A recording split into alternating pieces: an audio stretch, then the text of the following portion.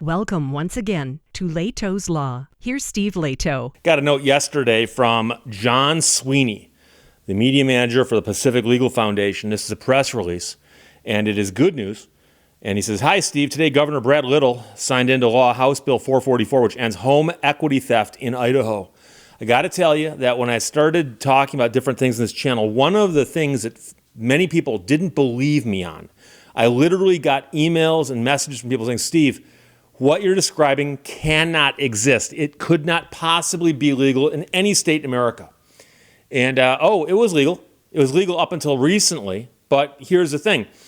Let's assume that you owned a piece of property. You bought a piece of property out in the middle of nowhere for $100,000. And you paid cash for it.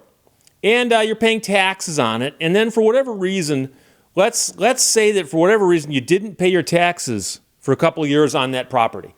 Could be oversight, could be you didn't get the mail, could be you thought someone else was taking care of it, doesn't matter. And so the taxes go into arrears. And so they decide to auction off the property to get those unpaid taxes paid.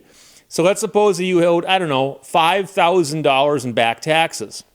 They auction your property off for $100,000. They pocket the $5,000 to pay back the taxes you owe, and then they keep the other $95,000. And that's what a lot of states allowed to happen. So Michigan is one of the states where that actually happened for quite some time. And I remember a friend of mine who's an attorney calling me and describing this to me, and I said to him, "That can't happen, that's illegal." And he goes, "No, it's not." I said, "Why is that not an unjust taking under the Fifth Amendment?" He said, because they argue and say that when you didn't pay your taxes, you abandoned your property. Therefore, when they sell the property at auction, you've abandoned the money. I said, "But don't most of the people find out about it right around the time of the auction?" And he goes, "Yeah, that's the funny part." And they say, "But yeah, you still abandoned it." So some attorneys took it to the Michigan Supreme Court, who said, "No, you can't keep that money. Give it back." And one of the arguments that the state actually made through its attorneys was, if you force us to pay all that money back, it's going to ruin us financially because we've already spent most of it. And you see, anytime the government's got a spigot that's wide open, that's just spewing money into the coffers, they spend it as fast as they get it. And if you tell them they got to pay the money back, it's like, what? Where do we get that money from? You shouldn't have done it in the first place. So you'll recall that fairly recently, the U.S. Supreme Court said that this practice is wrong. However, some states still left the equity theft on the books as a hypothetical possibility. And of course, the argument's always going to be, well, our way of doing it's a little different than the way that they were doing it in Minnesota and Tyler. Therefore, it's not quite the same. So states need to amend their laws to just simply outlaw it to keep it from happening again. So the bill was sponsored by Representative Jeff Ehlers and Senator Phil Hart, and it removed a loophole in the law that allowed local governments collecting tax debts to foreclose on a homeowner's property and give it to any federal or Idaho state government without providing just compensation to the owner for the excess equity lost in the foreclosure. Now, here it does say homeowner, but I believe that home equity theft as a concept doesn't require there to be a home on the property. It's simply a property that's being sold for a tax debt. Who gets the excess? Who gets the surplus? And as you might know, if you own a car and you miss a payment and they repo your car and they auction it off, if they created a surplus, that is, they sold it for more than they were owed, they can pay themselves what they were owed, but the surplus goes back to the car owner. So why would you do it with a car and not a house? So John Sweeney writes, I've included the full press release below. And he, again, is the media manager for Pacific Legal Foundation. And the story came out yesterday. And so this is important because the money's got to go back to the homeowner. Idaho is the fourth state joining Nebraska, Maine, and South Dakota to ban home equity theft since the Supreme Court ruled in Tyler versus Hennepin County. And keep in mind that ruling was unanimous. Unanimous. And they said that home equity theft is unconstitutional. So Jim Manley, State Legal Policy Deputy Director at Pacific, said it's encouraging to see Idaho step up to protect homeowners' property rights. The Supreme Court made clear that home equity theft is unconstitutional. It's time for every state that allows this illegal scheme to amend their laws to protect homeowners' hard-earned equity. Pacific Legal Foundation will continue fighting until home equity theft is eradicated nationwide. And as Chief Justice John Roberts wrote in his unanimous Tyler opinion, taxpayer must render unto Caesar what is Caesar's, but no more. Yet today, 9 states plus D.C., continue to leave home equity theft laws on their books, while 9 others have loopholes which could allow it under certain circumstances. And so that's the point, is that right now, if you're in one of those states, they take your property, they auction it off, they keep all the money. And you go, I want my money. Tyler versus Hennepin. They go, nah, we don't think it applies to us. Our law is a little different than theirs was. So you got to file an action. And when you get to court, you tell the trial court judge, Supreme Court's already said I should win this. Other side gets up and goes, well, on behalf of the state, our law is different than theirs.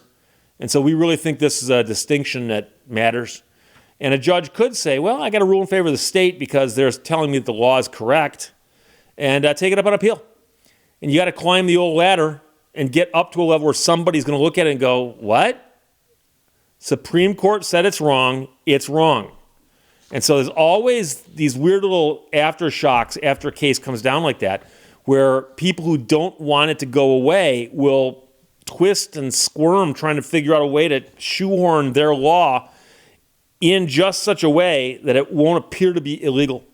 So Pacific Legal Foundation is advising policymakers in several states on how to protect homeowners and has published policy guidelines and model legislation so states can end home equity theft once and for all. So I remember years ago doing these stories, giving examples from around Michigan, and there are people with homes that it happened to, but there are also people who own businesses that it happened to, and just pieces of property that it happened on. So it's one of those things, like I said, when I first heard it, I didn't believe it.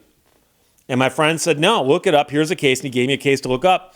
And there were cases where courts had said, well, you didn't pay your taxes. What did you expect? And here's the real kicker here. People wonder why home equity theft or civil asset forfeiture, why do things like that, number one, how do they come about? Number two, how do they stay legal for so long? And the reason is that the number of people who are actually affected by it are an extremely small segment of our society. The odds are that you probably don't know anybody personally who's lost equity this way. You probably don't know anybody who's had their assets forfeited civilly. Okay? So it doesn't affect you personally because it hasn't happened to you, right? That's how most people think. Most people never heard of it up until a couple of years ago. And it never affected anybody they knew. So they didn't know about it. And when they heard about it, most people go, that doesn't sound right. No, you can't be telling me that. No, really? No. And so the weird part is that with civil asset forfeiture, courts have said that's perfectly okay. The Supreme Court has. It's been around a long, long time. The home equity theft, I believe, is a more recent thing, at least with how big it became.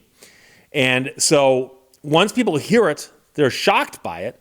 And the good news is that many people, not everybody, many people, when they hear about an injustice, will actually go, how would I feel if that happened to me? I'd be irate. Now, you might not get irate about something that hasn't happened to you yet and may never happen to you, but you still can understand the injustice in the world could affect you somewhere down the road. And so a lot of people, when they hear about it, get fired up, which is good. So the crazy part is that the Supreme Court has said, this is wrong. It is illegal. And you've got 9 states that left it on the books. 9 other states have got loopholes where they say, well, it could still happen here. And if it happens here, it's a little different than what they did with the case in Tyler versus Hennepin. So it'll take a while to straighten this out, but that's just how the legal system operates. Keep in mind, we got 50 states in this great nation of ours, and takes a while for the news to get out and for everyone to get in line when the Supreme Court makes a ruling. So John Sweeney, Media Manager, Pacific Legal Foundation, sending it over. Thank you very much, my friend. You guys do great work there at Pacific Legal Foundation. And again, Idaho bans home equity theft. Following Supreme Court case last term, they are one of 4 states to fix the laws on the books in their states. Questions or comments, put them below. Otherwise, talk to you later. Bye-bye. Thank you for watching Lehto's Law. Of all the things you wear, your expression is the most important thing.